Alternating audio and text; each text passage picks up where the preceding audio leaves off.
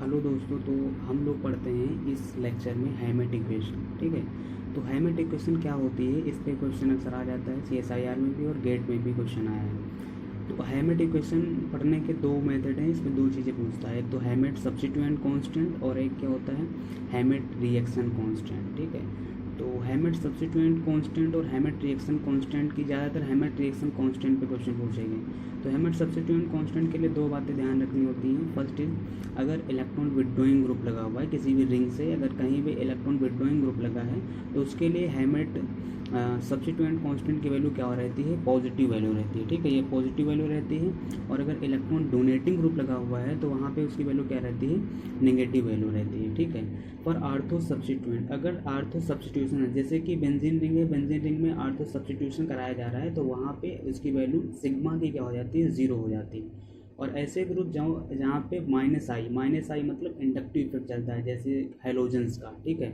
तो वहाँ पे क्या हो जाती है वैल्यू सिग्मा एम की, सिग्मा एम का मतलब जो होता है मेटा सब्स्टिट्यूएंट की ज़्यादा होगी value as compare to para. ठीक है, फिर कॉन्जुगेटेड, जो कॉन्जुगेटेड ग्रुप अगर हैं, कोई भी ग्रुप ऐसा लगा है जो कॉन्जुगेशन में है, इलेक्ट्रॉन विड्रॉइंग है तो या इलेक्ट्रॉन डोनेटिंग है, तो वहाँ पे क्या हो जाएगा sigma P, that is the para substituent की वैल्यू हमेशा ज़्यादा रहेगी एज कम्पेयर टू मेटा। ठीक है, तो ये बात हुई हैमेट सब्स्टिट्यूएंट कांस्टेंट के बारे में। फिर हम लोग पढ़ते हैं हैमेट रिएक्शन कांस्टेंट। हैमेट रिएक्शन कांस्टेंट क्या होता है, हैमेट रिएक्शन कांस्टेंट को रो से रिप्रेजेंट करते हैं। इसका जो ग्राफ होता है log kx by kh versus rho, इसके बीच में प्लॉट किया जाता है।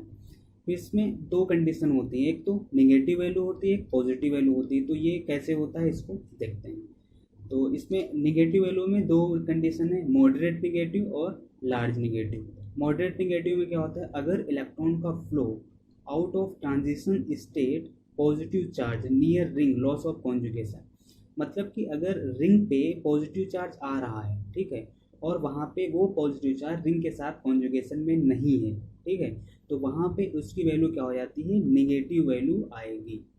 फिर ये लार्ज निगेटिव कब आती है, अगर रिंग पे ऐसा ग्रुप लगा हुआ है, रिएक्शन के दौरान ड्यूरिंग रिएक्शन रिंग पे पॉजिटिव चार्ज आता है और वह पॉजिटिव चार्ज डिलोकलाइज हो रहा है बेंजीन रिंग के साथ, तो वहाँ पे लार्ज निगेटिव वैल्यू आती है। ठीक है, तो एक बात है। दूसरी बात क्या है, पॉजिटिव रो वैल्यू। पॉजिटिव वैल्यू कब आती है, मॉडरेट पॉजिटिव कब आएगी, जब इलेक्ट्रॉन का फ्लो इनटू ट्रांजिशन स्टेट, मतलब ट्रांजिशन स्टेट निगेटिव बने। निगेटिव का मतलब ये हुआ कि बेंजीन रिंग पे निगेटिव चार्ज आया या बेंजीन रिंग के पास में सब्स्टिट्यूएंट उस पर निगेटिव चार्ज है, बट वो क्या है, लॉस ऑफ कॉन्जुगेशन, वो निगेटिव चार्ज कॉन्जुगेशन में नहीं है, तो उसकी वैल्यू क्या आएगी, moderate positive, that is +2 to +4 तक। फिर बात आती है large positive. Large positive value कब होगी, जब बेंजीन रिंग पे निगेटिव चार्ज आए या बेंजीन रिंग के पास में सब्स्टिट्यूएंट लगा हो, उस पर निगेटिव चार्ज हो और वह निगेटिव चार्ज रिंग के साथ में डिलोकलाइज हो रहा हो, तो वहाँ पे लार्ज पॉजिटिव वैल्यू हो जाती है। ठीक है, फिर इसके कुछ एग्जाम्पल हैं, जो कि जैसे एक एग्जाम्पल ये इसमें है कि NO2 ग्रुप है, तो NO2 ग्रुप से रिएक्ट कर रहा है कौन है, बेंजीन रिंग। तो बेंजीन रिंग का ये जो डबल बॉन्ड है ये अटैक कर रहा है N पे, तो जैसे ही अटैक कर रहा है तो बेंजीन रिंग पे क्या आ रहा है, पॉजिटिव चार्ज आ रहा है। और ये पॉजिटिव चार्ज क्या है, अब यहाँ पे आगे इसकी ट्रांजिशन स्टेट जो बनी, ये पॉजिटिव चार्ज यहाँ पे है, ये पॉजिटिव चार्ज क्या है, डिलोकलाइज है बेंजीन रिंग के साथ में।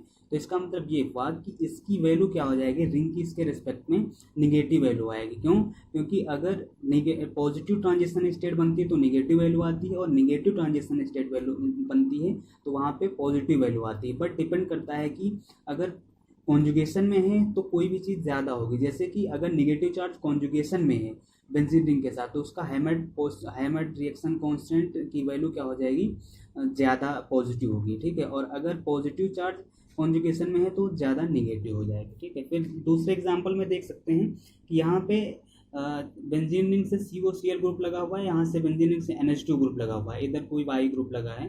फिर NH2 मतलब N का लोन पेयर कार्बोनिल कार्बन पे जब अटैक करता है, तो इसका मतलब ये हुआ कि यहाँ पे क्या आया, पॉजिटिव चार्ज, यहाँ पे कैसा आया होगा, पॉजिटिव चार्ज, और यहाँ पे अटैक किया तो यहाँ पे आया होगा निगेटिव चार्ज।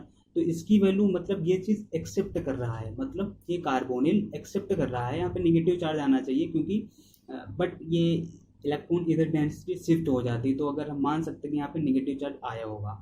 ठीक है, तो इधर शिफ्ट हो जाता है, तो यहाँ पे क्या आ जाएगा, क्योंकि कोई चीज़ इस पर अटैक कर रहा है, एक्सेप्ट कर रहा है, तो इसकी वैल्यू क्या हो जाएगी, रो की वैल्यू पॉजिटिव आएगी। और यहाँ पे क्या है, यहाँ पे प्लस चार्ज आएगा, तो इसकी वैल्यू क्या आ जाएगी, निगेटिव आ जाएगी। ठीक है, ऐसे ही इस एग्जाम्पल में देख सकते हैं, इसमें क्या है, ये बेंजीन रिंग का डबल बॉन्ड बी आर पे अटैक कर रहा है, और जैसे बी आर पे अटैक कर रहा है तो यहाँ पे प्लस चार्ज आ रहा है, और ये प्लस चार्ज क्या है, बेंजीन रिंग के साथ कॉन्जुगेशन में है, तो प्लस चार्ज जो आया वो ट्रांजिशन स्टेट है, और यह बेंजीन रिंग के साथ कॉन्जुगेशन में है, तो इसका मतलब ये हुआ इसकी वैल्यू क्या होनी चाहिए, हाईली निगेटिव होगी। ठीक है, फिर नेक्स्ट एग्जाम्पल में देख सकते हैं कि यहाँ पे NH है और ये Br, यहाँ पे ये अटैक कर रहा है, तो ये जैसे अटैक कर रहा है तो यहाँ पे सपोज दैट निगेटिव चार्ज आएगा, और ये निगेटिव चार्ज क्या है, कॉन्जुगेशन में है, तो इसका मतलब यहाँ पे ज़्यादा पॉजिटिव वैल्यू होगी। ठीक है, तो बस हम यही कह सकते हैं कि कोई भी रिएक्शन सबसे पहले वहाँ पे देखना होगा कि कौन अटैक कर रहा है। अगर रिएक्शन पे जो अटैक कर रहा है और मतलब कोई भी एक्सेप्ट कर रहा है इलेक्ट्रॉन को, तो वहाँ पे वैल्यू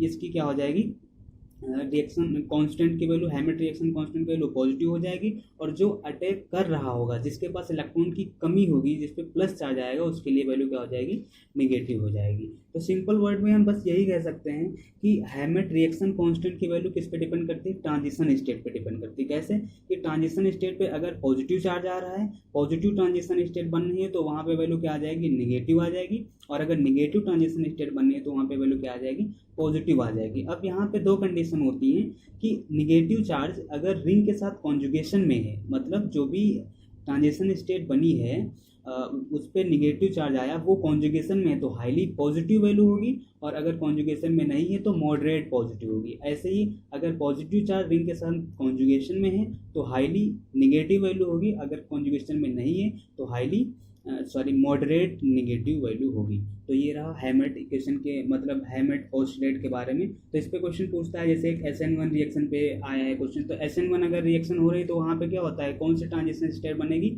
वहाँ पे SN1 में कार्बोकैटायन का फॉर्मेशन होता है, तो वहाँ पे प्लस चार्ज है, इसका मतलब वहाँ पे कैसी वैल्यू आनी चाहिए, जब प्लस चार्ज आ गया तो वहाँ पे हैमेट रिएक्शन कांस्टेंट की वैल्यू निगेटिव होनी चाहिए। ठीक है, अब वो डिपेंड करता है कि कॉन्जुगेशन में है या नहीं, अगर कॉन्जुगेशन में है तो हाईली निगेटिव होगी, अगर कॉन्जुगेशन में नहीं है तो क्या हो जाएगी, हाईली निगेटिव नहीं होगी, और वो होगी मॉडरेट निगेटिव। तो बस इसमें इतना ही। अगर आपको ये वीडियो पसंद आया हो तो प्लीज़ लाइक शेयर सब्सक्राइब करना, अगर कोई भी डाउट हो तो आप कमेंट सेक्शन में पूछ सकते हैं।